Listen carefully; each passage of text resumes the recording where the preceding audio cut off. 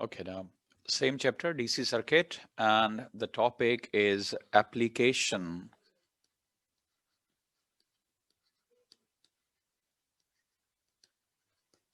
of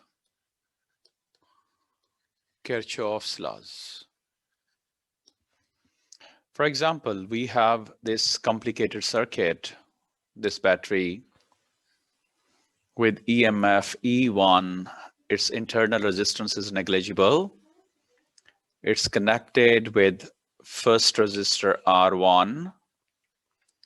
Then suppose it's connected with R2. And then it is connected with R3. And this is the single circuit. Now, another circuit is connected with the first. Suppose this is the battery with EMF E2. It is connected with this resistor, which is R4, and this is R5 resistor. This is complicated circuit.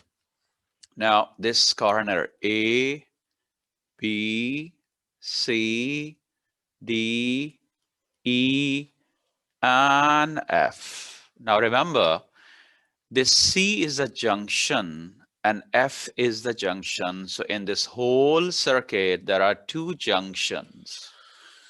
So one of the current which is entering this junction F is suppose I, and this current entering the junction F is I2, and this current, suppose this is I1. So now we have three currents, two batteries, and 5 resistors. So this is a complicated circuit.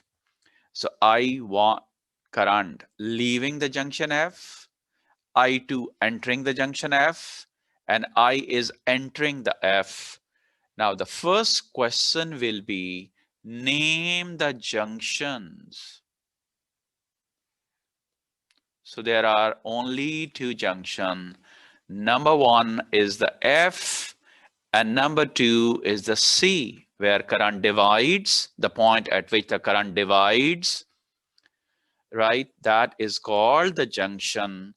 Now, the second question will be, how many loops of the circuit, mean how many complete circuit can be made from this circuit. So the first loop is A, B, C, F, A. A, B, C, F, A. This is one possible circuit. So it's the first loop. Now the second loop will be C, D, E, and F, C. So this lower loop is C, D, E, F, C, C, D, E, F, C. And the third possible loop is the outer loop, so which is A, B, C, D, E, F, A. Mean when we will ignore this R2 resistor, the outer circuit is another loop. So there are two junctions and three loops. Then the next question will be, apply Kirchhoff's first law at any junction. Suppose we select F. At F junction, one current I and the other current I2, these two are entering the junction. So sum of the currents entering the junction exactly equal to sum of the currents leaving, but there is only single current leaving the junction. So it is I1. So the Kirchhoff first law at the junction F is I plus I2 is equal to I1. Suppose we select this C, then I current is leaving the junction. I2 is also leaving the junction C, and I1 is entering the C. So the equation will be same, sum of current leaving. So I plus I2 is equal to sum of current entering the junction C. So this is for C and this is for F, but the difference is only, so I1 is leaving for F and entering for C. I current entering for F but leaving for C, and I3 entering the F and leaving from the C. And remember, if we select one current, it must be entering to one junction and leaving other junction. So the current starts from the junction and ends at the junction. For example, this I1 current starts from F and it ends at C. That's it. Similarly, the current I starts from C, it passes through R3, passes through the battery, this E1, passes through R1, and at F, it finished. And the I2, it starts from C, it passes through RF, R4, and the battery E2, and it finished at F. So the current enters from one junction, right? But leaving from the other junction. So the current starts from one junction and ends at the other junction. So after the junction, current will be different. So this I plus I2 for F junction is entering, but I plus I2 for the C junction leaving. So the current starts from the junction and ends at the junction. Now we have to apply Kirchhoff's second law, but we have to select one of the loop. Suppose we select all loops one by one. Suppose this A, B, C, F, A, B, C, F, A. Now select any direction, clockwise or anti-clockwise. Suppose I select this anti-clockwise. You can select even clockwise. The answer will be same. Now in this loop, how many batteries are there? Just one battery. Now, this battery is delivering its potential from the positive terminal in this direction. So this is according to your selected direction. So this battery will be considered positive battery. So the positive E1, no other battery in this loop, so equal sign. Now come to the current. This loop has two currents. Select one current first. Suppose I, yes, this I is also in anti-clockwise direction, C to B, B to A, and A to F then. So this is the positive current, I, because it's according to your selected direction, but it is passing through two resistor. One is R3 and other is R1. Now come to the second current, which is I1. It's flowing from F to C, which is also anti-clockwise direction according to your selected direction. So it is also positive and it is passing just one resistor, which is R2. Hence, the final equation is E1 I R1 plus R3 plus I1 R2. So this is the Kirchhoff's second law equation for the first loop, which is A, B, C, F, A. Okay, now suppose we select this clockwise direction for the same loop. Now for this clockwise direction, this battery is delivering EMF in this direction, which is opposite to your selected direction. So this battery will be considered negative battery. Now this I current is traveling from C, B, A, and F, but you have selected the opposite direction, which is clockwise. So this current will be considered negative, and it's passing through two resistors, R3 and R1. Now this I1 current it is going from left to right, which is anti-clockwise direction, but your selected direction is clockwise. So it is also negative current minus I1, and it's passing through R2 resistor. Now look, minus, minus, minus, when all minus are cancelled, so it becomes minus E1 minus common, it becomes I R3 plus bracket R1 plus I1 R2. This minus cancelled. Look, you will get the same final equation when the direction was considered anti-clockwise. Okay, now suppose we take this second loop, and here we select, suppose, this clockwise direction. So for this clockwise direction, look, just one battery in this loop. So it is delivering voltage in this direction, which is similar to the clockwise direction. So it is considered positive battery. So positive EMF E2, two currents, one is I1, another is I2. This I1 is also going in your selected direction, clockwise direction. So it's a positive current. So positive I1 passing through just one resistor, which is R2. And then this I2 current starts from C, D, E, and F is the ending point. So this is also clockwise direction from C, D, E, F. So this I2 current is also positive. So I2, and this I2 current passing through two resistors, one is R5, other R4.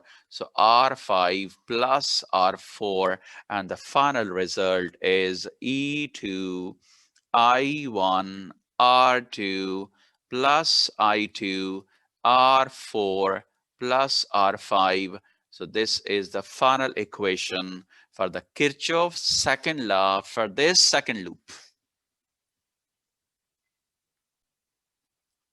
Okay, now this outer loop, which is the bigger one, A, B, C, D, E, F, A, this outer circuit, suppose I select this anti-clockwise direction. For the outer circuit, for this, we have to ignore this resistor and this current because we are taking outer circuit. Now, this outer circuit has two batteries. One is E1, other is E2. When the direction is selected anti-clockwise, so this E1 EMF is positive, but this E2 is opposite, negative. So E1 positive, but E2 negative.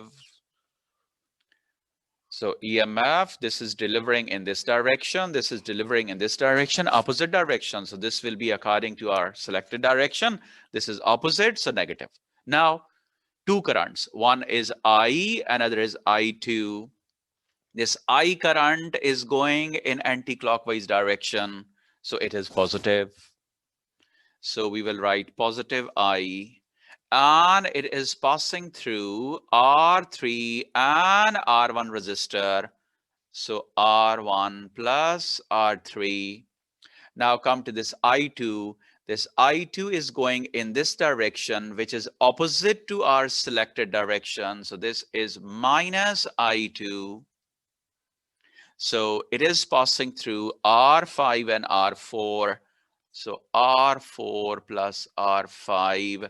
So the final equation will be E1 minus E2 I R1 plus R3 minus I2 R4 plus R5. So this is the Kirchhoff's second law for this third loop. Okay. Okay, suppose these are the two batteries connected with each other with a single resistor, suppose. Now, in this case, we will select the direction of the current according to the potential of the battery. For example, this is 12 volt and this is 9 volt. So the current will be from higher potential battery direction. So this will be the direction of the current. Reason, suppose this is 50 ohm resistor. This 9-volt battery in this direction is considered the negative, and this 12 will be considered positive. So what will be the resultant voltage? 12 positive, 9 negative, and the I are into 50. So 12 minus 9, 3 is equal to I times 50. So the current will be 3 divided by 50 ampere. But when this battery is 9-volt battery and this will be 12-volt battery, then the direction of the current will be considered this one, because current flows from higher potential to lower potential, mean 12 to 9, not 9 to 12. So do remember, current is always taken from higher potential to lower potential. But when these two batteries are connected like this, this is 9 volt, this is 12 volt, and this is the current I, and this is 50. Look, both batteries are giving potential in one direction, so they will be added. So suppose this is the direction. So 9 plus 12 is equal to I times 50. So 9 plus 12, how much? 21 divided by 50 is the current. So this is the current in ampere. So that when batteries are connected in opposite polarity, negative with positive, so we will get the difference of the potential. We will get the addition, sum of the potential. But when the negative connected with the negative and the positive connected with the positive, then we will take the difference of the potential. So batteries are connected in series. In this, negative connected with negative, so the difference of the potential. Here in series, negative potential connected, your negative terminal connected with the positive, so the potentials are added. So this is another important point. Okay, new topic, same chapter. It is potential divider.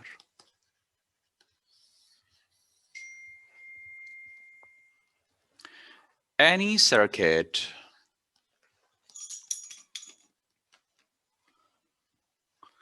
which contains at least 2 resistors in series is called potential divider, at least 2 resistor.